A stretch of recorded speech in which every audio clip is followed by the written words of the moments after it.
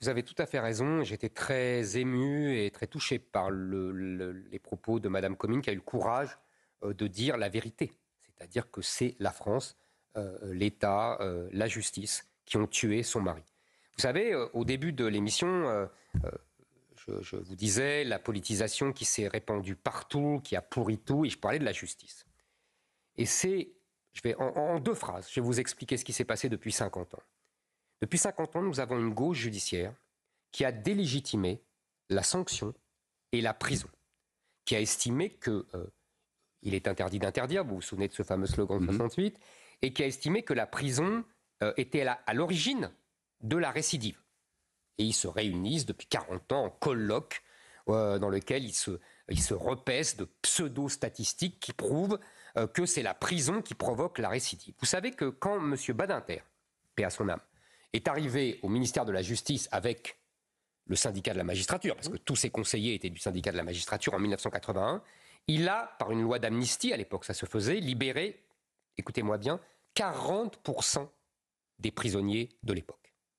Il y a en 2014, Mme Taubira, membre des gouvernements de M. Hollande, Garde des Sceaux, absolument, qui a fait voter une loi qui interdit, sauf exception, aux juges de mettre les condamnés en prison.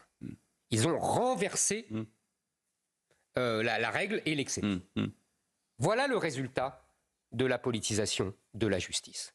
Donc évidemment, vous voyez, quand je vous dis qu'il faut dépolitiser, qu'est-ce que ça veut dire qu'il faut dépolitiser ? Ça veut dire qu'il faut d'abord interdire le syndicat de la magistrature et puis surtout remettre l'Église, tous les syndicats bien sûr, remettre l'Église au milieu du village avec des peines planchées, comme ça les juges sont obligés de sanctionner. Ça c'est une bonne idée. Un minimum.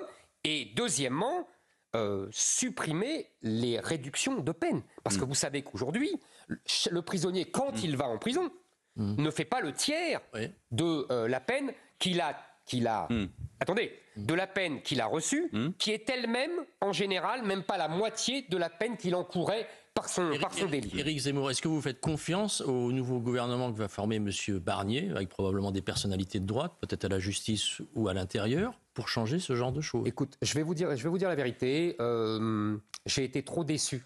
J'ai trop de mémoire pour avoir de l'espoir. Chat échaudé craint l'eau froide. Exactement. J'ai vu la droite, vous savez, elle devait passer le Karcher, elle devait rétablir l'ordre, elle devait rétablir la sécurité depuis 40 ans. Et en vérité, elle s'est soumise à la gauche depuis 40 ans. Je ne vois pas en quoi M. Barnier et les gens qui l'accompagneraient, puisque ce sont des gens de LR, sont radicalement différents de leurs prédécesseurs. D'ailleurs, M. Barnier lui-même a été de tous les gouvernements de droite depuis 40 ans. Donc leurs déclarations, leurs promesses Mais ils nous faisaient déjà les promesses. Vous savez, j'ai connu les campagnes présidentielles, j'ai suivi les campagnes présidentielles en tant que journaliste depuis 1988. Donc j'en ai entendu des promesses de la droite. Vous avez vu le résultat, vous ?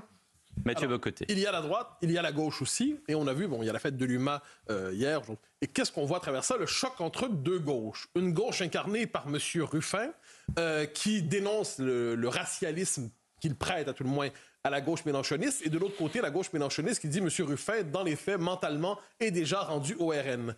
Est-ce que cette querelle à gauche a une portée dans le jeu politique plus largement aujourd'hui? Parce que vous nous avez dit souvent que votre grand adversaire, c'est Jean-Luc Mélenchon, c'est cette gauche. Est-ce que cette querelle a un effet sur le portrait plus large? Bien sûr que ça a un effet sur la vie politique nationale, puisque en plus, en France, la gauche donne le là depuis 2 siècles et qu'elle indique toujours le sens. Et c'est pour ça que je me permettrai de vous reprendre. Je ne pense pas, moi, qu'il y ait un affrontement entre deux gauches. L'histoire de la gauche, vous savez, c'est toujours qu'elle élimine ceux qui ne suivent pas son mouvement. La gauche, disait Kundera, c'est une marche. Elle marche. Et puis si vous ne marchez plus avec eux, vous pouvez avoir été à gauche, vous n'êtes plus à gauche. J'appelle ça, moi, le syndrome Danton. C'est-à-dire Danton, qui, vous savez, le 10 août 1792, c'est lui qui organise l'émeute contre la monarchie, qui va abattre la monarchie.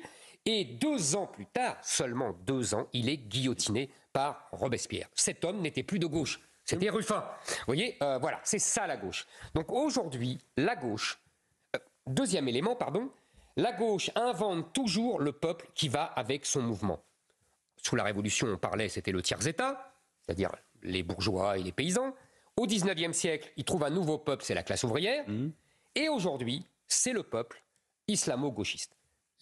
La base arabo-musulmane et... Ça fait pas 30% des voix, quand même. Attendez. Et les jeunes étudiants complètement endoctrinés, comme à Sciences Po et dans toutes les universités. Pareil. Ça fait de plus en plus de monde, cher ami. Je vais vous dire pourquoi. Ça fait pas 30%. Ça fait 15% au minimum. Et ça permet à M. Mélenchon d'être en tête des candidats de la gauche et donc de bénéficier ensuite du vote utile. Tout le calcul de Jean-Luc Mélenchon est là. Et c'est ce qui a failli se passer déjà en 2022 et ce qui se repassera en 2027 beaucoup plus efficacement. Et c'est pour ça, d'ailleurs, M. Bompard l'avoue, il joue tout sur le peuple arabo-musulman qui a remplacé dans leur tête la classe ouvrière.